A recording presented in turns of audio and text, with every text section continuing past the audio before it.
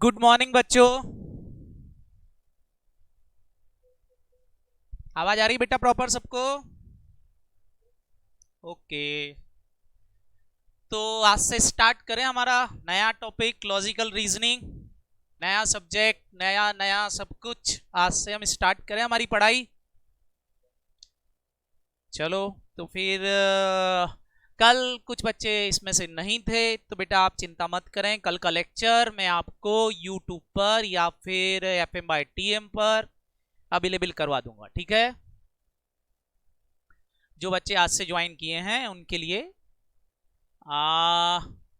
Logical reasoning क्या है बेटा? मैंने कल आपको एक बताया था, लॉजिकल रीजनिंग का पॉइंट बताया था। कोई मेरे को बताएगा what is the logical reasoning? Effective thinking. Very good बेटा। इफेक्टिव थिंकिंग मतलब कुछ ऐसा सोचना जिससे कुछ कंक्लूजन ड्रॉ किए जा सकें। क्लियर? उसको हम क्या बोलते हैं बेटा? Logical reasoning. अच्छे से क्लियर हुआ था सबको? चलें, मैंने आपसे बोला था बेटा लॉजिकल रीजनिंग जो ये सब्जेक्ट है वो 3 पार्ट में डिवाइडेड है। एक लॉजिकल रीजनिंग, एक वर्बल रीजनिंग और एक नॉन वर्बल रीजनिंग। आपको तीनों याद है अच्छे से? लॉजिकल रीजनिंग में हमको कुछ कैलकुलेशन करना पड़ेंगे। वर्बल रीजनिंग के अंदर आंसर हम ऐसे ही दे पाएंगे देखते ही क्वेश्चंस को। और नॉन वर्बल रीजनिंग कुछ डायग्राम बेसिस पर क्वेश्चंस होंगे। आई थिंक आपको ये सब अच्छे से याद होगा। याद है बेटा? चले, तो आज से बेटा हमको जो पढ़ना है वो है हमारा एक नया टॉपिक लॉजिकल रीजनिंग के अंदर। वो है बेटा हमारा कौन सा? कैलेंडर। मैंने आपसे बोला था मैं आपको स्टार्ट कर रहा हूं किससे बेटा? कैलेंडर से। तो स्टार्ट बेटा हम यहीं से लेंगे, हमारे कैलेंडर से। चलें कैलेंडर को समझते हैं थोड़ा सा। सबसे पहले तो आप सब मेरे को ये बताओ बेटा। हाँ बेटा।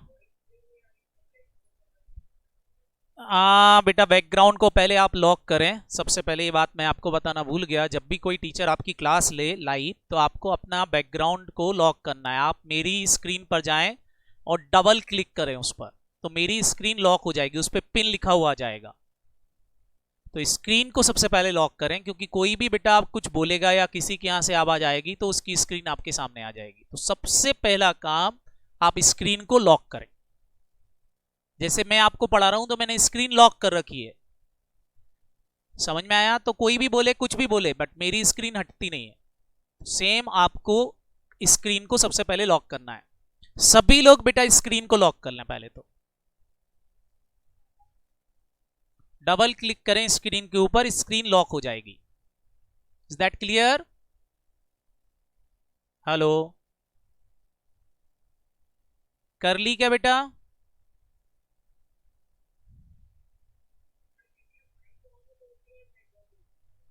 नहीं, वो तो बैकग्राउंड म्यूजिक तो बेटा मैं बंद करवा दूंगा, म्यूट करवा दूंगा बच्चों को, उसकी प्रॉब्लम नहीं है। बाकी आप स्क्रीन लॉक कर लें। पहले स्क्रीन लॉक कर ली, ठीक है। अब बेटा आप लोग म्यूट हो जाएं, पहले अपने अपने साउंड भी बंद रखें, म्यूट कर लें अपने आप को। और दूसरा बेटा जब मैं आपसे कुछ पूछूं तब आप आंसर दें, ठीक है? Hello, okay. चलें, तो अब हम स्टार्ट करते हैं बेटा एक टॉपिक कैलेंडर। तो आई थिंक आपको बेटा कैलेंडर, आप सोच रहे हो कि सर कैलेंडर में सर हमको क्या बताएंगे लॉजिकल रीजनिंग के अंदर। बेटा कैलेंडर आप सबने देखा है, कैलेंडर हमको क्या बताता है? कैलेंडर हमको बहुत सारी चीजें बताता है कि हमारी एग्जाम कब होने वाली है, हमको कब से पढ़ना स्टार्ट करना चाहिए, कब नहीं पढ़ना चाहिए, आज कौन सा दिन है, किसका बर्थडे कब है, ये सारी बातें आप कैलेंडर में देखते हो। लेकिन कभी सोचा कैलेंडर जो हमको दिख रहा है वो बना कब, कैसे बना, कैसे इस दुनिया में आया, किसने बनाया? इसके अलावा लॉजिकल रीजनिंग चैप्टर में हम, ये तो बेटा इसकी हिस्ट्री की बात हुई। लॉजिकल रीजनिंग चैप्टर के अंदर बेटा इस कैलेंडर के अंदर मैं आपसे जो क्वेश्चंस या मैं आपको जो पॉइंट समझाऊंगा वो ये है कि आपको कोई भी व्यक्ति, कोई भी पर्सन कभी भी पूछ ले, जैसे मैं आपसे पूछूं 15 अगस्त 1947 के दिन कौन सा दिन था, कौन सा दिन था उस दिन, तो आप बेटा बिना कैलेंडर देखे मिनटों में आंसर दे पाओगे कि उस दिन फ्राइडे था। लेकिन ये आपको कैसे होना है, फटाफट बोलो। इस चैप्टर के कुछ ट्रिक और कॉन्सेप्ट को पढ़ने के बाद ही आंसर दे पाओगे। मतलब कोई डेट बोलेगा और आप उस दिन क्या था ये बता पाओगे, वो इस चैप्टर के अंदर बेटा आप पढ़ने वाले हो। It is interesting. मतलब आपसे कोई पूछे कि भाई आपको कोई अपना बर्थडे बताया और आप उसको बता दो कि उस दिन ये था, जिस दिन तू पैदा हुआ था, उस दिन शुक्रवार था, शनिवार था, फ्राइडे था, सैटरडे था, मंडे था, ट्यूसडे था, ये आप बता पाओ तो बताओ बेटा, वो अपने आप में एक तरह से वो सोचेगा यार ये कैसे हो गया, इसको कैसे पता।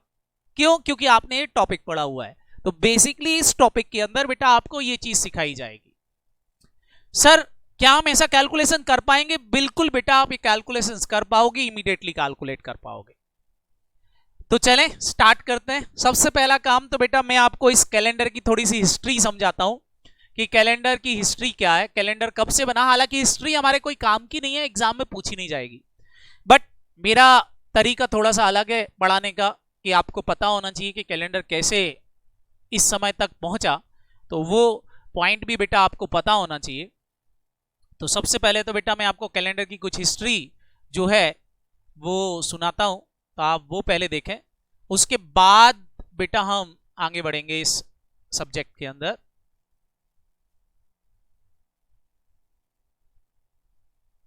वैसे तो दुनिया में बहुत सारे कैलेंडर बहुत सारे तरीकों से बनाए गए थे, लेकिन किसी भी कैलेंडर को बनाने के लिए मुख्यतः 3 तरीके प्रचलित हैं: लूनीसोलर, लूनर और सोलर।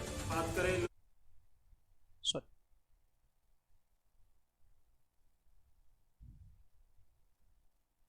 वैसे तो दुनिया में बहुत सारे कैलेंडर बहुत सारे तरीकों से बनाए गए थे, लेकिन किसी भी कैलेंडर को बनाने के लिए मुख्यतः 3 तरीके प्रचलित हैं: लूनीसोलर, लूनर और सोलर। बात करें लूनीसोलर की, तो सूर्य और चांद दोनों को आधार बनाकर जो कैलेंडर बनाया जाता है उसे लूनीसोलर कैलेंडर कहते हैं। इसके बाद अगर हम बात करें लूनर कैलेंडर की, तो चांद को आधार बनाकर जो कैलेंडर बनाया जाता है उसे लूनर कैलेंडर कहते हैं। और अगर हम बात करें सोलर कैलेंडर की, तो सूर्य को आधार बनाकर जो कैलेंडर बनाया जाता है उसे सोलर कैलेंडर कहते हैं। दोस्तों अगर इतिहास की बात करें तो सबसे पहला कैलेंडर 3761 बीसी में डायनेसिस एक्जिक्यूस द्वारा बनाया गया था, जिसे उन्होंने हेब्रू कैलेंडर का नाम दिया था। आमतौर पर इस कैलेंडर को यहूदी कैलेंडर या जैविश कैलेंडर भी कहा जाता था। यह सूर्य और चंद्रमा पर आधारित एक लूनीसोलर कैलेंडर था। इस कैलेंडर में आमतौर पर 12 से 13 महीने हुआ करते थे और प्रत्येक साल में 353 से 385 दिन हुआ करते थे। दोस्तों अगर हम इतिहास में थोड़ा आगे चलें तो हेब्रू कैलेंडर के बाद 2637 बीसी में मूल चीनी कैलेंडर का आरंभ हुआ था। यह भी सूर्य और चंद्रमा दोनों पर आधारित एक लूनीसोलर कैलेंडर है। इसमें 29 से 30 दिन का एक महीना होता था और हर 2 या 3 साल बाद एक अतिरिक्त महीना जोड़ दिया जाता था। मूल चीनी कैलेंडर से थोड़ा आगे बढ़े तो इतिहास के अंदर 716 से 663 बीसी के बीच में एक बहुत ही मुख्य कैलेंडर अस्तित्व में आया था, जिसे हम रोमन कैलेंडर के नाम से जानते हैं। और अगर बात की जाए रोमन कैलेंडर की, तो यह मान्यता है कि रोम के प्रथम सम्राट नूमा पोम्पिलियस द्वारा इसकी स्थापना की गई थी। यह चंद्रमा पर आधारित एक लूनर कैलेंडर है और इसमें 10 महीनों का एक साल हुआ करता था और 30 दिन का एक महीना हुआ करता था, यानी कि कुल मिलाकर 300 दिनों का एक साल हुआ करता था इस कैलेंडर में। तो अब आप सोच रहे होंगे कि 300 दिन का एक साल कैसे हो सकता है? तो यह भी संभव है कि ज्यादातर ठंडे 2 महीनों में कुछ खास काम ना होने की वजह से उन 2 महीनों को कैलेंडर के अंदर शामिल ना किया गया हो। एक कैलेंडर है विक्रम संवत। यह नाम तो आपने मुख्यतः सुना ही होगा। अगर हम रोमन कैलेंडर से थोड़ा आगे चले इतिहास में, तो 57 बीसी के अंदर विक्रम संवत अस्तित्व में आया था। यह मान्यता है कि नेपाल के लिच्छव वंश के राजा धर्मपाल भूमि वर्मा विक्रमादित्य द्वारा इस कैलेंडर की स्थापना की गई थी। को गुजरात के खोजकर्ता पंडित भगवान लाल इंद्र जी ने भी सही ठहराया है। लेकिन कुछ लोगों का मानना है कि विक्रम संवत भारतवर्ष के सम्राट विक्रमादित्य द्वारा बनाया गया था। अगर हम इतिहास की बात करें तो जिस समय यह कैलेंडर स्थापित हुआ था उस समय विक्रमादित्य नाम के किसी भी सम्राट का जिक्र इतिहास में नहीं आता है। यह सूर्य और चंद्रमा पर आधारित एक लूनीसोलर कैलेंडर था। 12 महीने का एक वर्ष और 7 दिन का एक सप्ताह रखने का प्रचलन भी विक्रम संवत से ही शुरू हुआ था। कैलेंडर में हर 3 वर्ष में एक अतिरिक्त महीना जोड़ दिया जाता था। यह आज भी नेपाल का आधिकारिक कैलेंडर बना हुआ है और गुजरात में भी कई लोग इस कैलेंडर को अभी भी मानते हैं। संवत के बाद 45 बीसी के अंदर जूलियन कैलेंडर अस्तित्व में आया। रोम का शासक बनने के तुरंत बाद ही जूलियन सीजर ने पहले से चले आ रहे रोमन कैलेंडर के अंदर कुछ सुधार करके इसे जूलियन कैलेंडर का नाम दिया। फेमस मैथमेटिशियन सोमीजीन्स की सलाह पर चंद्रमा वाले लूनर साइकिल को छोड़ सूर्य वाले सोलर साइकिल को इस कैलेंडर का आधार बनाया था। क्योंकि इससे पहले वर्जन रोमन कैलेंडर के अंदर सिर्फ 300 ही दिन थे, तो इसलिए इन नए सुधारों को लागू करने के लिए सीजर को इस कैलेंडर के अंदर 67 डेज और जोड़ने पड़े थे। हर चौथा साल एक लीप ईयर होता है, यानी कि फरवरी के अंदर 28 की जगह 29 दिन होते हैं, तो हर चौथे साल में एक अतिरिक्त दिन जोड़ने का आदेश भी तभी जारी हुआ था। इसके बाद ईसा मसीह के जन्म पर ईसाई कैलेंडर का आरंभ हुआ था। ईसा मसीह के जन्म के बाद सन 79 के अंदर हिंदू शक संवत का आरंभ हुआ था। सन 597 में ब्रिटेन ने भी जूलियन कैलेंडर को अपना लिया था और फिर 16 जुलाई 622 में इस्लामिक कैलेंडर वजूद में आया। यह माना जाता है कि यह तिथि पैगंबर मोहम्मद के मक्का से मदीना तक प्रवास करने की तिथि से मेल खाती है। यह कैलेंडर भी एक लूनर कैलेंडर है जो कि चंद्रमा पर आधारित कैलेंडर है। तो दोस्तों अब बात करते हैं हमारे वर्तमान कैलेंडर ग्रेगोरियन कैलेंडर की, जो कि जूलियन कैलेंडर का ही एक अपडेटेड वर्जन है। जूलियन कैलेंडर में दिनों की सटीक गणना न होने के कारण 15वीं सदी के मध्य तक आते आते इसके अंदर 10 दिनों का अंतर आ गया था। रोमन चर्च के पोप ग्रेगरी 13वें ने 1570 के अंदर मैथमेटिशियन क्रिस्टोफर कोलावियस की मदद से एक नया कैलेंडर तैयार किया, जिसे आज हम ग्रेगोरियन कैलेंडर या फिर इंटरनेशनल कैलेंडर भी कहते हैं। ग्रेगोरियन कैलेंडर को सन 1582 में लागू किया गया था।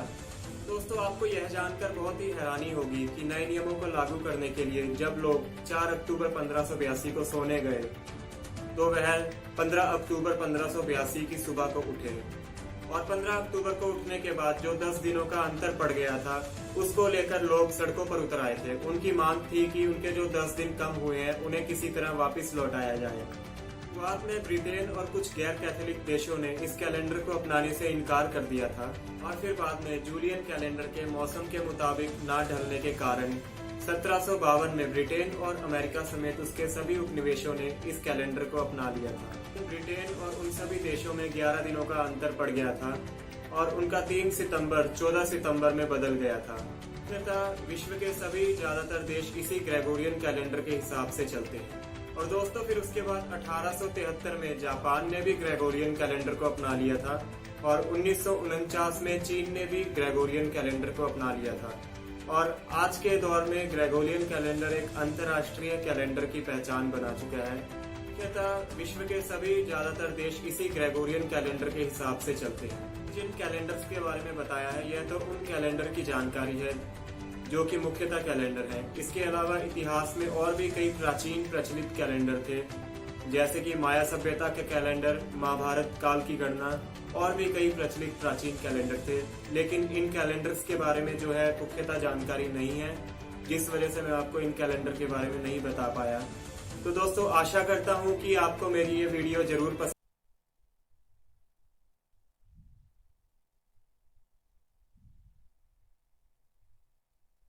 हेलो आवाज आ रही बेटा? ओके आपने देखा बेटा हिस्ट्री। चले मैं आपसे कुछ क्वेश्चंस पूछूंगा, आप पहले मेरे को उसका आंसर्स देना, ठीक है? हिस्ट्री अगर आपने देखी है तो चलें बताएं बेटा, अभी जो रिसेंट में हमारा कैलेंडर चल रहा है वो कौन सा कैलेंडर है? बताएं बेटा, अभी जो हम देख रहे हैं आज हमारे सामने जो कैलेंडर है वो कौन सा है? वेरी गुड बेटा, ग्रेगोरियन कैलेंडर ही हमारा है। इसको किसने बनाया था? फटाफट बोलो, इसको किसने बनाया था? पोप ग्रेगोरियन साहब ने ही बनाया था बेटा। एग्जाम में हमसे खाली इतना आ सकता है, इसके अलावा और कुछ नहीं पूछेंगे। इतना 1700 महाभारत काल का कैलेंडर और जीसस क्राइसिस का कैलेंडर ये सब हमसे पूछने वाले नहीं है। समझ में आया? बोलो। तो आई थिंक आपको क्लियर हो गया होगा कि कैलेंडर आया कब से। चलें अब बेटा हम अगर इस चैप्टर के अंदर आगे बढ़े तो इस चैप्टर के अंदर बेटा जो हमसे क्वेश्चंस एग्जाम में पूछे जाएंगे वो हैं ये क्वेश्चंस। तो लिखें जरा सबसे पहले टाइप्स ऑफ क्वेश्चन, कितने तरह के क्वेश्चंस हमसे एग्जाम में पूछे जाएंगे इस चैप्टर के अंदर। तो लिखें day to day, month to month, year to year, century to century, repeated calendar. इस पर बेटा हमसे एग्जाम में क्वेश्चंस पूछे जाएंगे और ये क्वेश्चन को सॉल्व करने के लिए मैं इस चैप्टर में आपको बेटा कुछ ट्रिक पढ़ाऊंगा। वो ट्रिक आपको ध्यान रखना है। पहले बेटा मैं आपको एक लॉन्ग रूट मेथड बताऊंगा जो हर एक तरह के क्वेश्चंस में अप्लाई हो जाएगी, फिर बेटा इनकी हम ट्रिक देखेंगे। सर ऐसा क्यों? क्योंकि लॉन्ग रूट मेथड बेटा इसलिए बताना जरूरी है क्योंकि वो आपके लॉजिक को क्लियर करेगी। तो पहले हम लॉजिकली बात करेंगे फिर ट्रिक सीखेंगे। क्लियर? Hello, okay. सर सबसे पहले क्या पढ़ाने वाले हो? सबसे पहले बेटा मैं आपको जो कॉन्सेप्ट पढ़ाने वाला हूं वो है आपका concept of leap year and ordinary year. Leap year और ऑर्डिनरी ईयर क्या होता है सबसे पहले हम उसकी बात करेंगे। तो आप एक हेडिंग डालें, concept of leap year and ordinary year. Sir what is leap year, what is ordinary year? Sir हमको पता है, कुछ कुछ बातें हमको पता है। मैंने बोला वेरी गुड बेटा, यदि आपको पता है तो क्या पता है आपको? सर हमको ये पता है कि जो अर्थ होती है, हेलो, वो अर्थ क्या करती है बेटा? बताएं बेटा, वो अर्थ क्या करती है? वेरी गुड बेटा, जो अर्थ होती है हमारी वो सन के राउंड राउंड राउंड राउंड क्या करती है? घूमती है। बोलो पक्का? अर्थ जो होती है बेटा वो हमको पता है सन के राउंड राउंड लगाती है पूरा का पूरा। बताएं बेटा सन का राउंड लगाने में उसको कितने दिन लगते हैं? 365 डेज। अच्छा, इसके अलावा अर्थ जो होती है बेटा वो अपना भी तो राउंड लगाती है एक पूरा, उसको हम 1 डे या 24 आवर्स बोलते हैं, इतना तो सबको पता होगा। लेकिन एक्चुअल में जो अर्थ होती है बेटा वो कुछ इस तरह से सन का राउंड लगाती है। देखें पूरा, ये एक तरह का ओवल शेप होता है बेटा जिसमें ये सन का पूरा राउंड लगाएगी कि ओवल बनेगा पूरा का पूरा। जब ये पूरा का पूरा राउंड लगाएगी तो क्या बनेगा बेटा? एक पूरा ओवल शेप बनेगा। क्लियर? देखें इस तरह से राउंड लगाती है, दिख रहा है आपको? अब इसको बेटा हम क्या बोलते हैं? अर्थ ऑर्बिट बोलते हैं। और ये जो चक्कर लगाने को क्या बोलते हैं बेटा? रिवोल्यूशन बोलते हैं। क्या ये बात समझ में आई? इसको क्या बोलते हैं? रिवोल्यूशंस बोलते हैं। लेकिन एक्चुअल में जो टाइम पीरियड लगता है बेटा अर्थ को इस पूरे रिवोल्यूशन ऑफ अर्थ का कंप्लीट करने में, वन कंप्लीशन ऑफ रिवोल्यूशन में 365 डेज 5 आवर्स 48 मिनट्स 46 सेकेंड लगते हैं। हम इसको अगर शॉर्ट में बोलें तो हम बोल सकते हैं 365 डेज और 1/4 डेज लगता है, अगर हम इसको शॉर्ट में बोल दें तो। मतलब जो बेटा आपकी अर्थ होती है उसको एक राउंड लगाने में 365 डेज 5 आवर्स 48 मिनट्स और 47 1/2 सेकेंड लगते हैं। हेलो, इतना समय लगता है। लेकिन हमसे जनरली कोई लोग पूछते हैं कि कितना समय लगता है, तो हम आंसर देते हैं कि सर 365 डेज लगते हैं। और हम बेटा ये छोड़ देते हैं 48 मिनट 47 सेकेंड, ये छोड़ के चलते हैं। अब होता ये है बेटा, आपने 48 मिनट और 47 सेकेंड छोड़ दिए और ये 5 आवर्स भी छोड़ दिए, लगभग देखा जाए तो बेटा 6 आवर्स आपने छोड़ दिए, 6 घंटे। अगर हम राउंड ऑफ कर लें तो 5 आवर्स 48 मिनट्स को राउंड ऑफ करके बोले तो 6 आवर्स आपने छोड़ दिए। तो होता ये है कि 365 डेज हम लेते हैं और 6 आवर्स को छोड़ देते हैं। जब ये 6 आवर्स को हम छोड़ देते हैं बेटा, तो हम जब केवल 6 आवर्स को छोड़ करके ईयर्स लिखते हैं तो उसको बोलते हैं बेटा ऑर्डिनरी ईयर्स। लेकिन ये 6 आवर्स 6 आवर्स 6 आवर्स 4 साल में एक्यूमुलेट हो जाते हैं, इकट्ठे हो जाते हैं, और जब इकट्ठे हो जाते हैं तो बेटा वो 1 डे बना लेते हैं। और हर चौथे साल में आप सबको पता है कि 366 डेज लेना पड़ते हैं हमको। क्यों? क्योंकि ये 6-6 घंटे आप छोड़ के चल रहे थे, और ये 6-6 घंटे छोड़ने के कारण वो एक्यूमुलेट हो गए, और चौथे साल में जाकर के क्या हो गया बेटा, हमारा एक कंप्लीट ईयर बन गया, जिसको हम क्या बोलते हैं, फटाफट बोलो, लीप ईयर बोल देते हैं। क्या बोल देते हैं उसको? लीप ईयर बोल देते हैं। समझ में आया कि नहीं बेटा? पक्का? उसको हम क्या बोल देते हैं, फटाफट बोलो, लीप ईयर बोल देते हैं। तो लीप ईयर कब बनता है, अगर मैं आपसे पूछूं तो आप मेरे को बता सकते हो लीप ईयर कब बनेगा?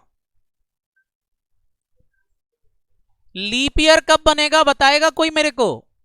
हर 4 साल बाद। लॉजिक लॉजिक बताओ बेटा, हर 4 साल बाद लीप ईयर क्यों बनता है? हर 4 साल बाद लीप ईयर क्यों बनता है? उसका लॉजिक, क्योंकि बेटा अर्थ को कंप्लीशन करने में 365 डेज और 6 आवर्स लगते हैं, लेकिन वो 6 घंटे हम छोड़ के चलते हैं कि नहीं? और चूंकि बेटा वो 6 आवर्स हम छोड़ के चलते हैं, और जब हम वो 6 आवर्स को छोड़ के चलते हैं तो उसके कारण बेटा क्या होता है कि वो 6-6 घंटे एक्यूमुलेट होकर के चौथे साल में एक पूरा दिन बना लेते हैं। लेकिन देखा जाए तो बेटा यहां भी हमने एक मिस्टेक की है। वो 6 घंटे नहीं थे, वो 45 आवर्स 48 मिनट्स था। बोलो, हमने बेटा ये 12 मिनट ज्यादा राउंड ऑफ कर लिए। तो इसके कारण से बेटा, इसके कारण से जो सेंचुरी ईयर आएगी फॉर एग्जांपल मतलब 100 साल बाद, तो 100 साल 100 ईयर्स गुजरेंगे तो फिर बेटा लीप ईयर 8 साल बाद पड़ता है, 4 साल बाद नहीं आता, 8 साल बाद हो जाता है वो। मतलब एक बार 100 साल बाद ऐसा होता है कि लीप ईयर 4 साल में ना आके 8 साल बाद आता है। क्यों? क्योंकि बेटा हमने कुछ ज्यादा कंसीडर कर लिया था। तो एक बार हम 100 ईयर्स में एक बार ऐसा करते हैं कि लीप ईयर हम क्या लेते हैं बेटा, 8 साल बाद लेते हैं। जैसे for example 2096 is leap year. अभी मैं समझाऊंगा लीप ईयर कैसे निकालते हैं, बट 2096 इज लीप ईयर। 2096 जो होगा बेटा वो लीप ईयर है। तो 4 साल बाद 2100 में आना चाहिए लीप ईयर, लेकिन 2100 में नहीं आएगा। वो कब आएगा बेटा फिर? 2104 8 साल बाद लीप ईयर आएगा। क्यों? क्योंकि आपने यहां पर क्या कर लिया था बेटा, ये 12-12 मिनट्स जो है वो ज्यादा ले लिए थे, तो बाद में वहां छोड़ना पड़ते हैं। 100 ईयर्स बाद वो एक्यूमुलेट करके हम 8 साल बाद ले लेते हैं। क्या ये बात समझ में? क्योंकि हम पहले को जल्दी ले लिए थे, बाद में उसको वापस से बाहर कर देते हैं, तो बेटा वो हमारे ईयर्स जो हैं प्रॉपर्ली इस तरह से चलते रहते हैं। तो बेसिकली देखा जाए बेटा, तो ये लीप ईयर का हमारा क्या है, कॉन्सेप्ट है। तो आई थिंक आपको लीप ईयर का कॉन्सेप्ट समझ में आ गया होगा कि लीप ईयर क्या होता है। तो लीप ईयर मतलब बेटा जहां पर हमारे 366 डे इन अ ईयर होते हैं। और लीप ईयर में बेटा क्या हो जाता है, जो हमारा फरवरी मंथ होता है, बताओ बेटा फरवरी मंथ के अंदर हम कितने दिन ले लेते हैं? 28 की जगह कितना ले लेते हैं? 29 ले लेते हैं। सर हम कैसे पहचानेंगे कि कौन सा ईयर लीप ईयर है, कौन सा ईयर ऑर्डिनरी ईयर है? तो बेटा पहचानने का तरीका है कि आप क्या करो, ईयर्स की जो लास्ट 2 डिजिट हैं उनको 4 से डिवाइड करके देख लो। अगर बेटा वो 4 से डिविजिबल हैं, ध्यान से सुनना, मैंने बोला लास्ट की 2 डिजिट, सारी डिजिट नहीं लेना, लास्ट की 2 डिजिट। तो जैसे 2019 है, तो 2019 में लास्ट 2 डिजिट अगर हम बात करें तो लास्ट 2 डिजिट आपकी हैं बेटा 19। इस 19 को मैं 4 से डिवाइड कर रहा हूं, इट इज डिविजिबल और नॉट डिविजिबल? तो इट इज नॉट डिविजिबल। अगर ये नॉट डिविजिबल है तो इसका मतलब that year is ordinary year. वो ईयर कौन सा है? ऑर्डिनरी ईयर है। और इस ऑर्डिनरी ईयर के अंदर बेटा फेब जो होगी, बताओ बेटा वो कितने की होगी? 28। और टोटल नंबर ऑफ डेज अगर हम देखें तो कितने होंगे, 365 डेज होंगे। लेकिन वही बात बेटा, अगर मैं 2020 की बात करूं जो हमारा करंट ईयर चल रहा है, इसमें 20 को अगर हम डिवाइड करें 4 से तो इट इज डिविजिबल, डिवाइड हो रहा है पूरा पूरा, तो that year is leap year. ये कौन सा ईयर है, लीप ईयर। मतलब यहां हमने वो 6 घंटे एक्यूमुलेट कर लिए बेटा और एक पूरा दिन बना के लीप ईयर ले लिया, तो 366 डेज आ गए बेटा। और यहां पर फेब जो होगी वो कितने की होगी, 29 डेज की होगी। इस तरह से बेटा हम लीप ईयर को कंसीडर कर लेते हैं। जी बेटा बोलें। 30 का 34 कर सकते थे बेटा, उसका रीजन ये है कि बाकी सारे मंथ जो थे बेटा, जब कैलेंडर बनाया गया तो कैलेंडर के अंदर सारे मंथ को बेटा 30 और 31 डेज में डिवाइड किया गया। लास्ट में बेटा 366 के लिए 28 डेज ही बच गए, तो आप 28 डेज को कहां लिखें, तो उन्होंने फेब में लिख दिया। बाद में बेटा जब लीप ईयर का कॉन्सेप्ट आया तो उन्होंने सोचा कि बेचारा फेब जो है बेटा उसमें केवल 28 डेज ही हैं, बाकी सब में 30 हैं, तो उन्होंने क्या किया, फेब में एक दिन जोड़ करके 29 बना दिया। बाकी ईयर्स में, बाकी मंथ में उन्होंने कैलकुलेशन मिस्टेक नहीं की, बस यहां उन्होंने एक दिन बढ़ाने का सोचा, इसलिए बेटा यहां पर 28 की जगह 29 ले लिया। बाकी कोई लॉजिक नहीं इसका। क्लियर, इतना सबको समझ में आ गया। तो लीप ईयर और ऑर्डिनरी ईयर कैसे निकालेंगे, डिवाइड बाय 4 करके। क्लियर, अगर वो नॉट डिविजिबल है तो that is ordinary year, divisible है तो लीप ईयर।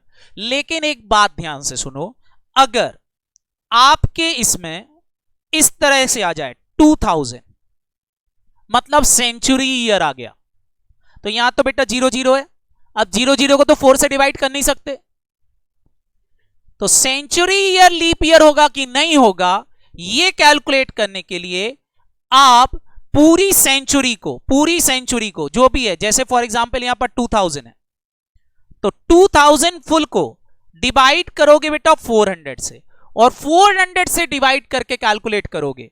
तो सेंचुरी ईयर में आपको किससे डिवाइड करना है, फटाफट बोलो। 4 से डिवाइड ना करके किससे डिवाइड करेंगे बेटा, 400 से डिवाइड करेंगे।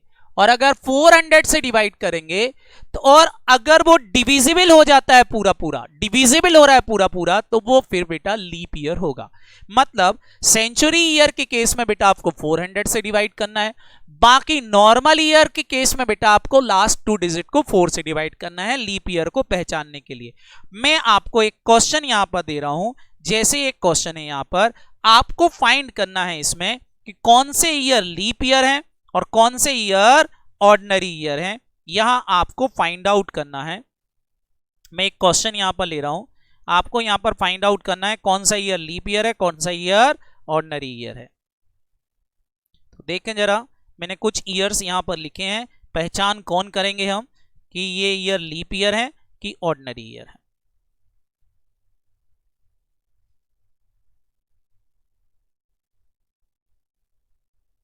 चलें एक एक करके बात करते हैं। सबसे पहली बात बेटा, सबसे पहला पॉइंट 300, बताएं बेटा 300 ईयर्स मेरे को निकालना है, बताएं 300 ईयर इज ऑर्डिनरी ईयर या century year. Hello, century year, it is a century. Century year है तो बताओ बेटा इसको मैं किससे डिवाइड करूं, 4 से डिवाइड करूं कि 400 से डिवाइड करूंगा, तो इट इज डिवाइडेड बाय 400। 400 पूरा पूरा डिविजिबल है क्या, नहीं, नॉट डिविजिबल। अगर ये नॉट डिविजिबल है तो 300 हमारा कौन सा ईयर हो गया, ऑर्डिनरी, ऑर्डिनरी ईयर। इधर बताएं 1400 इज सेंचुरी ईयर या ordinary year, that is also century, 1400 is also century. Century है तो बताओ बेटा डिवाइड किससे करेंगे, 400 से। It is also not divisible, तो ये भी हमारा क्या है, ऑर्डिनरी है। 1616 इसको मैं बेटा लास्ट के 2 डिजिट को किससे डिवाइड करूंगा? 4 से, और इट इज डिविजिबल, ये डिविजिबल है, तो ये हमारा कौन सा ईयर होगा? 1654 में लास्ट 2 डिजिट को मैं डिवाइड करूंगा 4 से, बताएं। Not divisible, it is ordinary.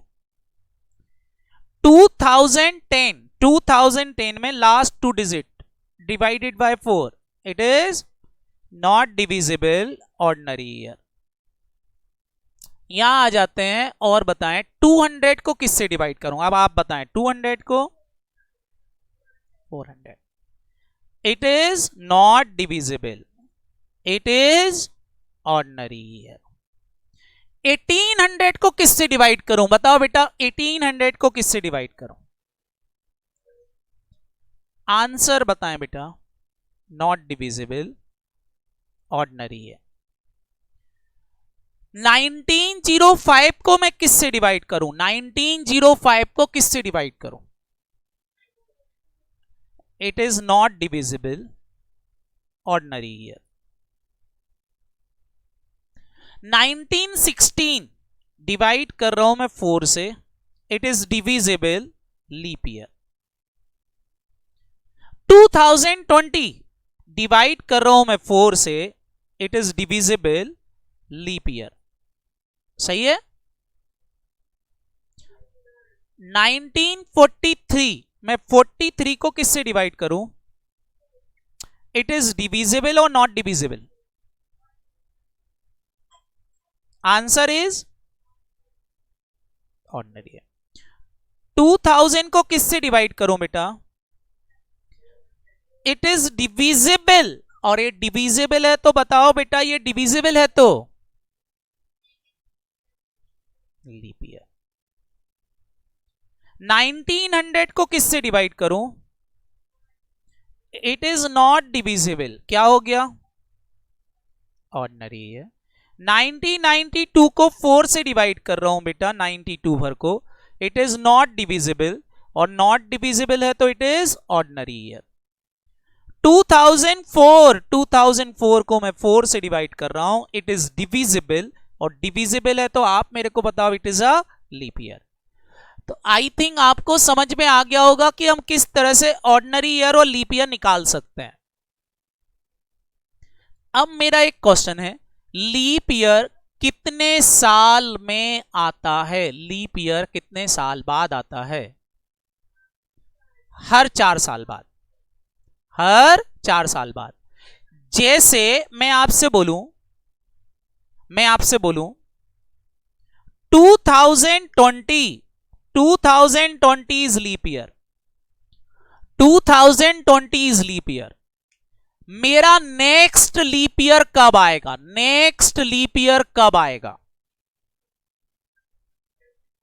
2024 is leap year. इसके बाद वाला लीप ईयर कब आएगा? 28 में लीप ईयर आएगा। हर 4 साल में लीप ईयर आता है। Is that clear? मतलब सर सीधी भाषा में बोले तो 4 का जो मल्टीपल होता है वो वाला ईयर बेटा लीप ईयर हो जाएगा। मतलब 4 का मल्टीपल मतलब 4 4 ऐड करते जाएं बेटा, लीप ईयर में तो आता जाएगा कि नहीं? बोलो। तो वो लीप ईयर होगा बेटा हमारा। इस तरीके से बेटा हम लीप ईयर को कैलकुलेट कर सकते हैं। अब एक और क्वेश्चन यहां पर है, सेंचुरी वाले ईयर। सेंचुरी वाले ईयर कब लीप ईयर होते हैं?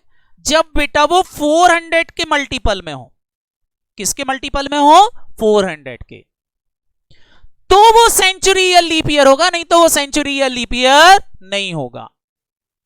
मतलब सर पहला सेंचुरी ईयर 400 था, लीप ईयर था। दूसरा सेंचुरी ईयर कौन सा लीप ईयर रहा होगा? 800।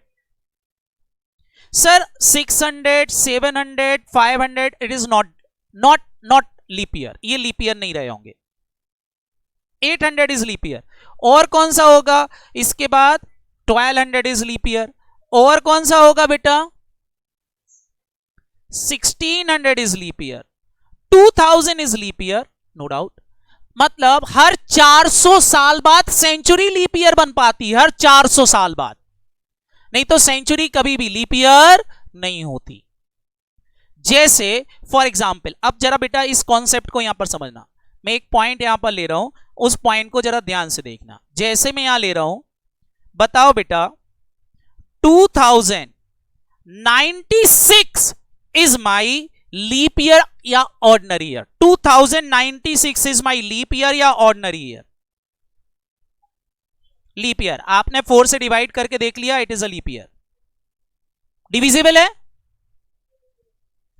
दूसरा क्वेश्चन बताना, इसके बाद लीप ईयर कब आएगा? तो 4 साल बाद तो 2100 आ गया, लेकिन 2100 is not a leap year. पता है क्यों? पता है क्यों? क्योंकि ये 400 के मल्टीपल में नहीं है। मतलब कब आएगा? 2104। अब देखो बेटा यहां 8 साल का गैप आ गया कि नहीं?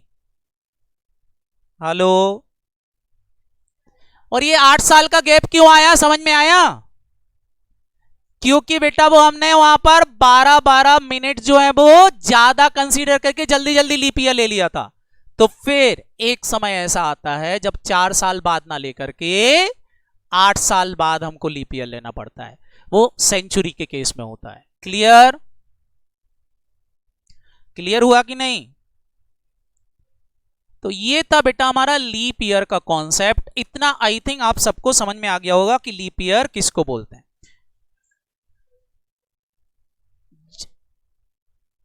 9 क्या बेटा? कौन सा वाला? अच्छा ये लीप ईयर है, डिविजिबल है। ठीक है बेटा, इट इज डिविजिबल, तो इसको मैं लिख देता हूं, डिविजिबल है तो लीप ईयर, इसमें कोई दिक्कत नहीं। बाकी सबको क्लियर हो गया कॉन्सेप्ट बेटा कैसे निकालेंगे? चल, तो ये था बेटा हमारा लीप ईयर से रिलेटेड कॉन्सेप्ट। सर इसको पढ़ा क्यों हमने? अब बेटा ये इसलिए पढ़ा क्योंकि इससे हम एक डे कैलकुलेट कर पाएंगे। ध्यान से सुनना, ध्यान से सुनना। बताएं, सब लोग बताएं, टोटल साल भर में कितने वीक होते हैं? कितने वीक होते हैं फटाफट बोलो। 52। अगर 52 वीक होते हैं, एक वीक जो होता है बेटा वो कितने दिन का होता है? टोटल 52 वीक होते हैं, एक वीक कितने दिन का होता है? 7 डेज का। तो अगर बेटा मैं वीक को कन्वर्ट कर दूं, वीक को कन्वर्ट कर दूं किससे? डेज में, तो 52 मल्टीप्लाई बाय 7 कर दूं तो बेटा 364 days are converted into week. Completely week में कन्वर्ट होगा, 364 डेज आर कन्वर्टेड। लेकिन बेटा हमारे साल भर में 365 डेज होते हैं, तो 1 डे हमारा बच गया, एक दिन हमारा बच गया। जो बेटा एक दिन आपका बच गया वो डे कहलाएगा ऑड डे। सर ये ऑड डे है क्या? हम आगे पढ़ेंगे, बस इतना ध्यान रख लो। जो डे वीक में कन्वर्ट नहीं हो पाते हैं उनको हम बोलते हैं बेटा ऑड डे। कौन सा डे बोलेंगे? Odd day. बट जो कन्वर्ट हो गए उन डेज से हमको कोई लेना देना नहीं है, लेकिन जो कन्वर्ट नहीं हो पा रहे हैं इस चैप्टर के अंदर वो डेज बहुत इंपॉर्टेंट होंगे, उनको हम बोलेंगे ऑड डे। तो मैं आपसे बोल रहा हूं पहला कॉन्सेप्ट जो आपको याद रखना है कि ऑर्डिनरी ईयर में 1 ऑड डे होता है, 1 ऑड डे होता है। कौन सी ईयर में? ऑर्डिनरी ईयर में। क्यों? क्योंकि ऑर्डिनरी ईयर में टोटल डे होते हैं 365, उसमें से वीक में कन्वर्ट हो जाते हैं 364, बट 1 डे जो है वो वीक में कन्वर्ट नहीं हो पाता है, बच जाता है, वो डे हमारा कहलाएगा ऑड डे। और जो बेटा लीप ईयर होगा, लीप ईयर में 364 are converted into week, but 2 दिन बच जाएंगे यहां पर एक्स्ट्रा, तो ये 2 दिन कहलाएंगे बेटा आपके ऑड डे। इस 2 डेज जो बच गए बेटा वो कौन से डे कहलाएंगे? Odd day. Is that clear? Hello, तो वो हमारा ऑड डे कहलाएगा। लीप ईयर और ऑर्डिनरी ईयर की एक और खास बात होती है, वो भी ध्यान से सुनना। शायद आपने ध्यान दिया हो या नहीं दिया हो। जिस दिन से कोई ईयर चालू होगा, अगर वो हमारा ऑर्डिनरी ईयर है, ऑर्डिनरी ईयर मान लो फ्राइडे से चालू हुआ, ऑर्डिनरी ईयर अगर फ्राइडे से चालू हुआ तो 31 दिसंबर को भी फ्राइडे ही होगा, उसी दिन खत्म होगा। कौन सा मैंने बोला, फटाफट बोलो, ऑर्डिनरी ईयर। जिस दिन चालू होगा सेम उसी दिन खत्म होगा, उसी दिन खत्म होगा, 31 को वही डे होगा। मतलब जैसे मैं आपसे बोलूं 1991 को 1 जनवरी को फ्राइडे था, तो 1991 के 31 दिसंबर को भी फ्राइडे ही होगा। क्या ये बात समझ में आई? ऑर्डिनरी ईयर की खास बात। लेकिन लीप ईयर में एक दिन बढ़ जाता है क्योंकि यहां एक्स्ट्रा हो जाता है। तो लीप ईयर के केस में अगर बेटा जनवरी को फ्राइडे था तो 31 दिसंबर को सैटरडे आएगा। क्लियर? एक दिन एक्स्ट्रा आएगा सैटरडे, क्योंकि एक दिन यहां बढ़ जाता है। क्या ये सबको याद रहेगा? Is that clear? मैंने ऑर्डिनरी ईयर और लीप ईयर में कुछ कॉन्सेप्ट पढ़ा है, जरा ध्यान से सुनना। पहला कॉन्सेप्ट मैं वापस से एक बार रिवाइज कर रहा हूं, सब लोग बेटा कॉन्सेप्ट को ध्यान से सुनेंगे। मैं वापस से एक बार रिवाइज कर रहा हूं, आपने माइक म्यूट रहने देना। मैं वापस से बेटा एक बार रिवीजन ले रहा हूं, ध्यान से सुनना। पहला पॉइंट जो मैंने आपको समझाया वो ये समझाया कि जो बेटा लीप ईयर होगा, कौन सा ईयर होगा फटाफट बोलो? लीप ईयर होता है, वो लीप ईयर 366 डेज का होता है। उस 366 डेज के अंदर 2 दिन ऑड डे होते हैं। लीप ईयर कैलकुलेट करने के लिए वो डिविजिबल होना चाहिए 4 से। लीप ईयर अगर सेंचुरी ईयर है तो वो 400 से डिविजिबल होना चाहिए। दूसरी इंपॉर्टेंट बात, लीप ईयर अगर स्टार्ट होता है मंडे से तो खत्म होगा ट्यूसडे पर। ऑर्डिनरी ईयर किसको बोलते हैं? तो ऑर्डिनरी ईयर बेटा वो ईयर होते हैं जिस ईयर में, ऑर्डिनरी ईयर वो ईयर होते हैं जिस ईयर में पूरा पूरा डिवीजन 4 से नहीं हो पाता है। उस ईयर में ऑड डे 1 होता है। ऑर्डिनरी ईयर के अंदर अगर स्टार्टिंग डे फ्राइडे है तो एंड वाला डे भी फ्राइडे ही होगा। यहां पर बेटा ऑर्डिनरी ईयर के अंदर फेब जो है वो 28 डेज की होती है। लीप ईयर के अंदर जो फेब होती है बेटा वो 29 डेज की होती है। बस इतनी बातें आपको याद रखना है ऑर्डिनरी और लीप ईयर के कॉन्सेप्ट के अंदर। इसमें से एग्जाम में आपके 2 क्वेश्चन एमसीक्यूज पक्के हैं। कैसा क्वेश्चन आएगा? पहला क्वेश्चन पूछेंगे ऑर्डिनरी ईयर में कितने ऑड डे होते हैं? ऑर्डिनरी ईयर में कितने ऑड डे होते हैं? तो कितना होता है? 1। लीप ईयर में कितने ऑड डे होते हैं?